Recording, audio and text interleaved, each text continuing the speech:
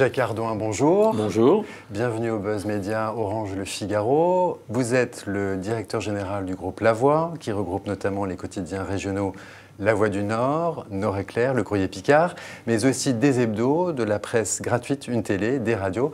Vous avez réalisé en 2013 un chiffre d'affaires d'environ 240 millions d'euros pour un résultat d'exploitation positif. J'ai envie de vous dire, en ces temps très difficiles pour la presse, comment faites-vous ? Écoutez, il n'y a pas de recette particulière. C'est vrai que ce sont des périodes difficiles pour la presse, puisque les chiffres d'affaires sont en retrait, à la fois de la diffusion et à la fois de la publicité. Pour La Voix du Nord, ça sera -4 cette année pour la diffusion et -8 pour la publicité. Donc il faut impérativement adapter nos entreprises à cette donne et faire, je dirais, autant d'économies, sinon plus, que de baisse de chiffre d'affaires. Donc nous travaillons sur tous ces aspects sans pour autant renoncer à tous nos projets de développement. Les plans d'économie, on va dire, serrer les coûts, c'est quelque chose que vous faites depuis, je veux dire, toujours. Vous avez renforcé depuis 2-3 ans. Vous avez anticipé les temps difficiles d'aujourd'hui. Effectivement, depuis 2-3 ans, on a un programme d'économie plus important. Nous avons économisé 5 millions d'euros en 2012, 5 millions d'euros à nouveau en 2013, puis la prévision d'en faire également encore 5 millions d'euros en 2014. Je pense qu'il est impératif que nous adaptions nos entreprises de presse si on veut que la presse continue d'exister. Il faut que la presse continue d'exister. Il est impératif de les adapter à cette nouvelle donne. Alors justement, votre titre phare, La Voix du Nord, a investi dans la transformation de son modèle, de ses équipes. Quels sont les grands chantiers qu'il a fallu mener à bien ces dernières années et continuer à mener à bien?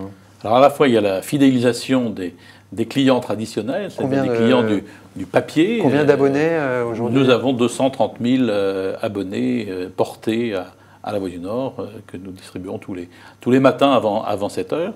Donc la fidélisation de ces abonnés, en leur offrant notamment des services numériques, ce que nous ne faisions pas par le passé, et puis que nous allons continuer de satisfaire avec une nouvelle formule papier pour le début du deuxième semestre, enfin au mois de septembre, et puis évidemment une politique très offensive sur le numérique, avec notamment un investissement très important l'année passée sur l'outil éditorial qui nous permet aujourd'hui d'être parfaitement à l'aise sur tous les supports pour nos équipes. Vous avez fait des investissements technologiques importants? Oui, nous avons choisi un système éditorial dont nous sommes les seuls éditeurs francophones à utiliser. C'est un système danois qui s'appelle NewsGate chez CCI.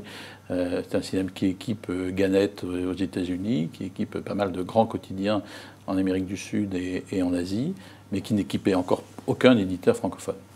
Très bien. En 2013, donc l'an dernier, vous avez votre maison mère, le groupe Rossel, le groupe belge Rossel, a racheté au groupe Persan l'Union, l'Est Éclair et Champagne FM. Comment se passe l'intégration dont vous êtes en charge? Mais écoutez, c'est surtout Michel Nozière qui a assuré ce travail d'intégration. Il l'a fait à la manière du groupe, c'est-à-dire de manière efficace, mais aussi dans le dialogue, et ce qui a fait qu'il n'y a pas eu de mouvements sociaux pendant toute cette période d'intégration.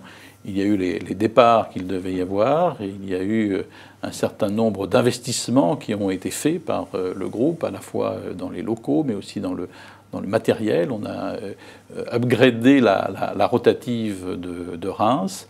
On a aussi doté Champagne-Ardenne de tous nos outils éditoriaux et publicitaires, de manière à ce que le groupe CAP soit au même niveau que le groupe Voix du Nord. C'est passé par des réductions d'effectifs? C'est passé, comme nous l'avions annoncé quand nous étions repreneurs, par des réductions d'effectifs. Nous avions annoncé qu'il devait y avoir 180 départs. Il y a eu effectivement 180 départs, mais aussi des reclassements, etc.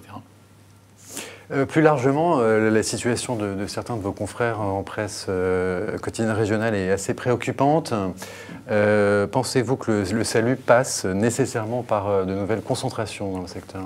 J'ai déjà eu l'occasion de le dire dans cette émission. Je crois qu'effectivement, l'avenir de la presse quotidienne régionale passe par une poursuite de la concentration. Je pense que la concentration, j'ai l'habitude de le dire, est vertueuse, à la condition qu'elle respecte les fondamentaux de la presse quotidienne régionale, que sont la proximité.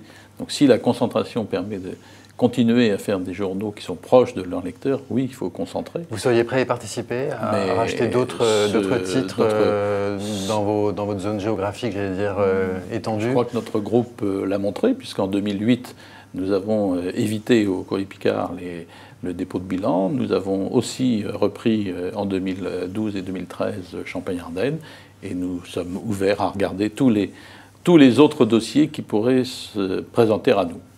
Très bien. Vous êtes par ailleurs, Jacques Hardouin, le secrétaire général du syndicat de la presse quotidienne régionale. Quelles évolutions vous avez constatées l'an dernier sur l'ensemble du marché en termes de recettes de diffusion et de recettes publicitaires? L'année dernière a été une année difficile pour la presse quotidienne régionale en termes de diffusion papier, puisqu'elle est en repli de 3,7 sur la diffusion, ce qui est très au-dessus de ce qui se faisait habituellement. On était plutôt sur moins 1%, moins 2%. Parallèlement, la diffusion, l'audience numérique, évidemment, elle a beaucoup augmenté, puisqu'elle est aujourd'hui de 17 millions de visiteurs uniques, ce qui place la presse quotidienne régionale comme le premier site d'information en France. Et puis, sur le plan du marché publicitaire, nous avons plutôt bien résisté en 2013. Nous avions fait une mauvaise année 2012, mais nous avons fait une année 2013 correcte, puisque sur le produit fédérateur de la presse quotidienne régionale, qui est le PQR 66, nous avons terminé l'année à plus 3%, ce qui est, dans cette période, plutôt un exploit qui est dû au fait que nous avons, tout en maintenant, je dirais, la politique de prix, c'est-à-dire que nous avons surtout amélioré le service apporté à nos clients, et notamment la créativité des produits. Très bien. Merci beaucoup, Jacques Hardouin. Rendez-vous la semaine prochaine avec un nouvel invité au Buzz Média Orange Le Figaro.